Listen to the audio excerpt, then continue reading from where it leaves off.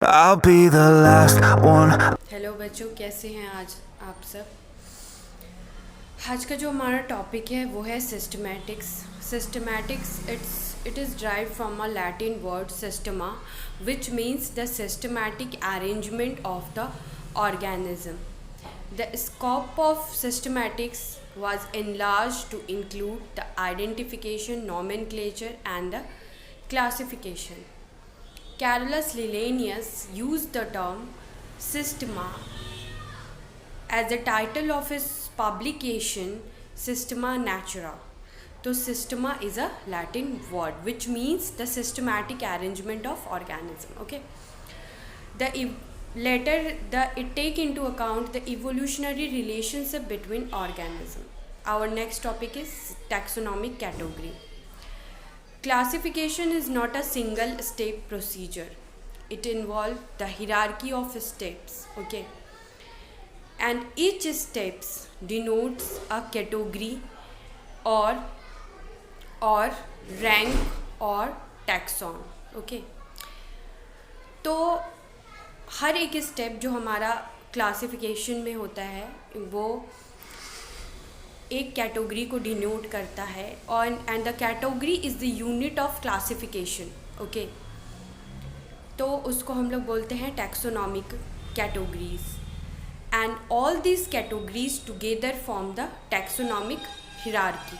ठीक है, अब आप लोग फिगर 1.1 को देखेंगे जिसमें टैक्सोनॉमिकल हिरार्की के बारे में है। असेंडिंग ऑर्डर में इसको अरेंज करते हैं। जो सबसे ज़्यादा कैटेगरीज़ में सिमिलैरिटी होती है और जो सबसे लोअर रैंक में होते हैं वो नीचे होते हैं। Species, genus, family, order, class, phylum और डिवीज़न एंड देन किंगडम। ठीक है, स्पीसीज जो है वो सबसे लोअर कैटेगरी है।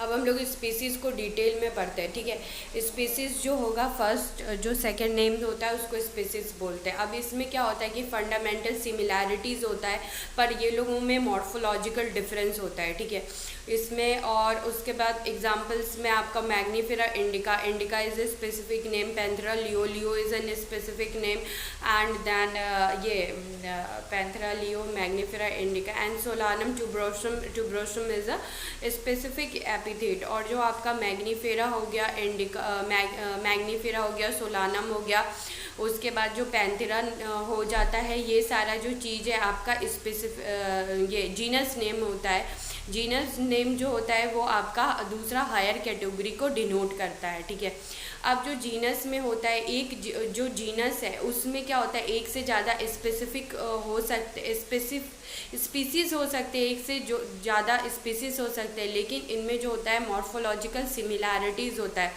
जैसे कि जो पैंथेरा है हमारा, Panthera is a genus name, Solanum is a genus name and the ये Mangifera is a genus name. Okay, तो पैंथेरा जो है जीनस, इसमें आपका सिर्फ लियो नहीं होता है, लियो के अलावा आपका टिग्रीज भी होता है, पैराडस भी होता है। ठीक है, उसके बाद आपका जैसा सोलानम है उसमें ट्यूब्रोसम भी हो जाएगा, ट्यूब्रोसम के अलावा आपका उसमें निग्रम भी हो जाएगा, मेलानोजिना भी हो जाएगा, ये सारा चीज़ आपका आपका इसमें सोलानम में आ जाएगा। अब जैसे ह्यूमन बींग्स इसमें आपने साइंटिफिक नेम देखा होगा होमोसेपियंस। होमोसेपियंस को अगर आप डिवाइड कर दो, sapiens is a specific name and we belong to the sapiens species and genus is the homo is a genus, so homogeneous.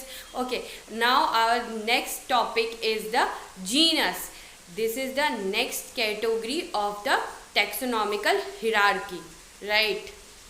अब जीनस को ब्रीफ में देखते हैं। आपको स्पीसीज़ वाले टॉपिक में डिटेल में बता दिया था। बस एक जीनस में एक से ज़्यादा स्पीसीज़ प्रेजेंट होते हैं, जैसे कि आपका पैंथेरा का देखा था, लियो, टिग्रीज एंड ये था पैराडस था। ठीक है, वैसे और पोटैटो एंड ये जो आपका ब्रिंजल होता है सेम स्पीसीज़ में आते हैं। Next topic is family. Family में क्या होता है, ग्रुप ऑफ रिलेटेड जीनरा होते हैं, लेकिन इसमें जो कैरेक्टरिस्टिक फीचर्स होते हैं वो जीनस और स्पीसीज़ के कंपैरिजन में और कम होंगे। ठीक है, लेस होंगे उनका।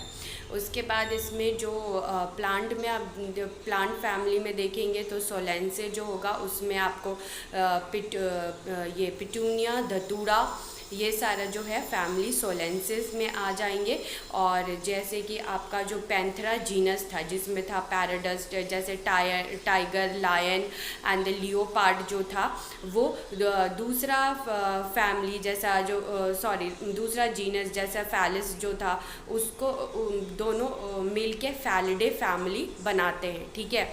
और ये लोग, जैसे कि आपने डॉग और कैट को देखा था, तो डॉग और कैट में जो होता है मॉर्फोलॉजिकल सिमिलैरिटीज़ होता है, ठीक है, लेकिन फिर भी इन लोगों को डिफरेंट फैमिली में रखा गया। जैसे कि कैट को फैलिडे में रखा गया और डॉग को कैनिडे में रखा गया, ठीक है।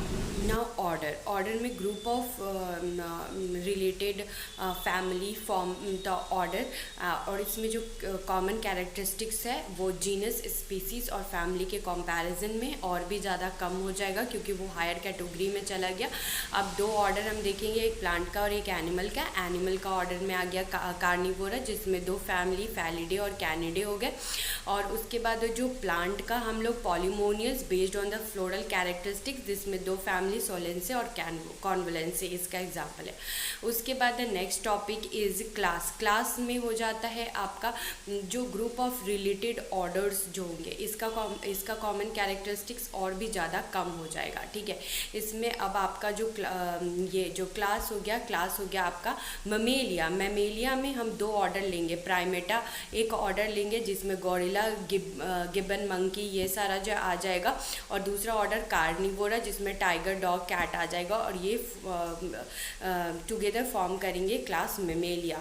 और मेमेलिया में अदर ऑर्डर्स भी प्रेजेंट होते हैं, ठीक है। Various orders form a class. Okay, now the next topic is the phylum or the division or the category. The next higher category is the phylum or division. Phylum is for animal and the division is for plant. Okay, तो जो phylum है इसमें आपने group of related animals, जैसे आपको देखा होगा, आपको एम्फीबियंस हो गया, इसमें हो गया फिश हो गया, amphibians, frog, fish, birds including the mammals. Okay, ये लोगों में क्या होता है, एक कॉमन कैरेक्टरिस्टिक्स होते हैं जैसे कि notochord and the dorsal hollow neurochord, तो ये लोग फाइलम कोडाटा में आ जाता है। एंड ग्रुप ऑफ तो फाइलम जो है वो एनिमल्स के लिए एंड डिविजन्स जो है वो आपके प्लांट के लिए।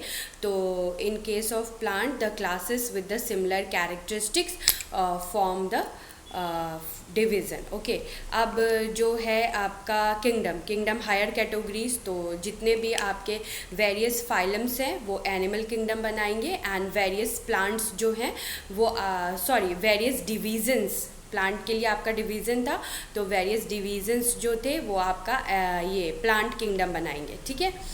तो ये हो गया आपका फाइलम बना दिया animal kingdom, and plants and division बना दिया प्लांट किंगडम।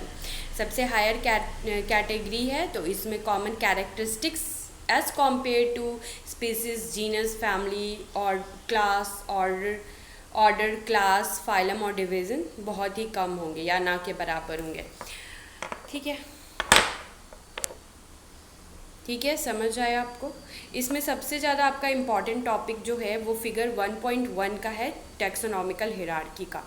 मोस्ट इम्पॉर्टेंट, अगर आप इस चार्ट को याद कर लोगे तो बस आप हर एक क्वेश्चन का आंसर कर पाओगे। सो आज का टॉपिक हमारा यहीं पे ख़त्म होता है। अगर आपको कोई भी डाउट हो इस टॉपिक के रिगार्डिंग, इस चैप्टर के रिगार्डिंग, तो आप मुझे या तो कमेंट सेक्शन में क्वेश्चंस पूछ सकते हो या फिर मुझे मेल कर सकते हो kanchan339@gmail.com, एंड मैं ज़रूर कोशिश करूँगी आपके सारे क्वेश्चंस का रिप्लाई करने का।